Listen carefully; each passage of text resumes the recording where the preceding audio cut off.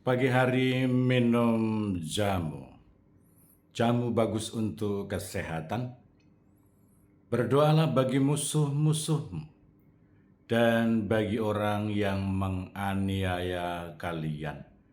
Saya Pastor Petrus Suharjono SJY mengaturkan kepada Anda sekalian salam kasih hati kudus Yesus dan berkat Allah yang Maha Kuasa dalam nama Bapa dan Putera dan Roh Kudus. Amin.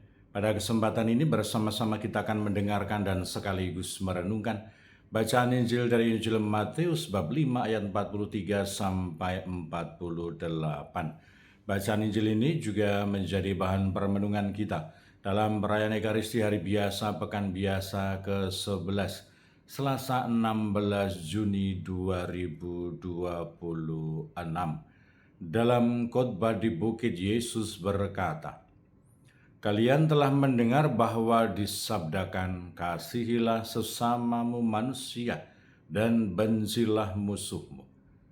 Tetapi aku berkata kepadamu, kasihilah musuh-musuhmu dan berdoalah bagi mereka yang menganiaya kalian. Karena dengan demikian kalian menjadi anak-anak Bapamu yang di surga. Sebab ia membuat mataharinya terbit bagi orang yang jahat dan bagi orang yang baik.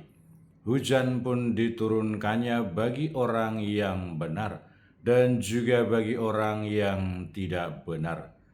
Apabila kalian mengasihi orang yang mengasihi kalian, apakah upahmu?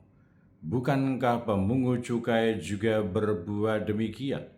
Dan apabila kalian hanya memberi salam kepada saudaramu saja, apakah lebihnya daripada perbuatan orang lain? Bukankah orang yang tidak mengenal Allah pun berbuat demikian? Karena itu kalian harus sempurna, seperti Bapamu di surga sempurna adanya." Demikianlah sabda Tuhan, terpujilah Kristus. Saudara-saudari yang terkasih, selamat pagi. Bagaimana kabar Anda hari ini?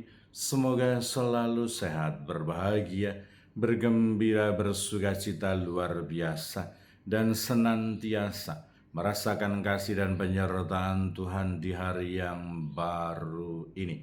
Semoga Anda sekalian, kita semua, tetap setia dan tekun saling mendukung dan mendoakan satu sama lain, supaya kita diteguhkan dalam iman, dikokohkan dalam harapan, dan dikobarkan dalam kasih kita kepada Allah dan juga kepada sesama.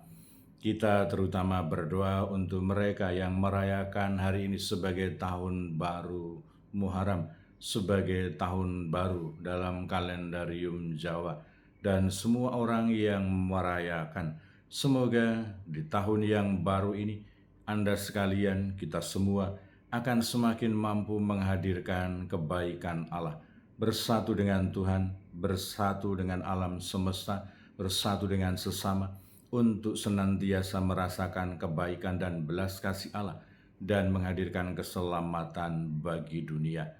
Kita berdoa untuk mereka yang sudah tua, yang lansia, yang sakit, terutama mereka yang sudah sakit lama dan dalam keadaan yang memerlukan sebuah perjuangan dan usaha yang gigih dan terus-menerus untuk memperoleh kesembuhan. Kita juga berdoa untuk mereka yang masih kecil, yang masih dalam masa pertumbuhan, juga untuk mereka yang masih ada di dalam kandungan.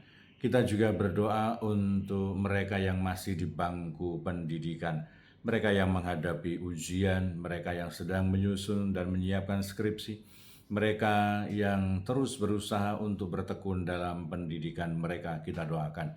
Kita juga berdoa untuk mereka yang sudah selesai sekolah dan sedang mencari pekerjaan dan juga teman hidup yang tepat.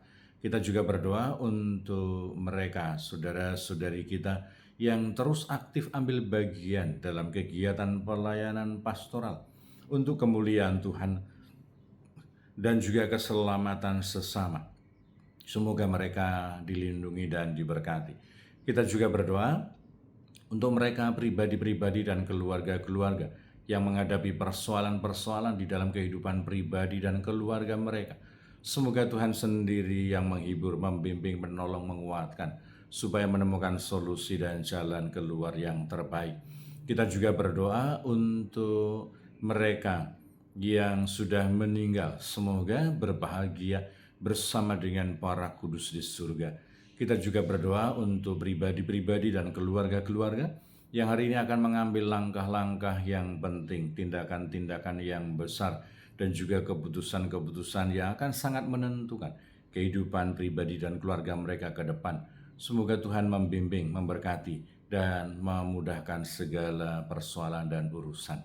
Dan kiranya target kehidupan rohani yang ditunjukkan oleh Yesus, hendaklah kalian sempurna, seperti Bapamu di surga sempurna adanya, menjadi orientasi hidup kita, menjadi target hidup kita, menjadi arah hidup kita, supaya kita semakin bertumbuh, supaya kita semakin berkembang, supaya kita semakin sempurna, supaya kita semakin naik level kehidupan rohani kita. Standar yang diberikan oleh Yesus kepada para muridnya, sebuah standar yang sangat istimewa. Telah disabdakan, Yesus mengatakan, kamu telah mendengar bahwa kasihilah sesamamu manusia dan bencilah musuhmu. Itu standar yang umum, standar yang biasa. Tapi sebagai para pengikut dari Kristus, sebagai para murid Yesus, Yesus menunjukkan, Yesus menuntut, berdoalah bagi orang yang menganiaya kalian, kasihilah musuhmu. Memaafkan saja kadang-kadang kita kesulitan, kadang-kadang berat. Tetapi Yesus malah mengatakan, kasihilah musuhmu dan berdoalah bagi mereka yang menganiaya kamu.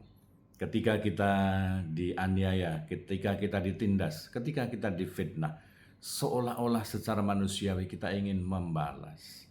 Kita ada rasa dendam.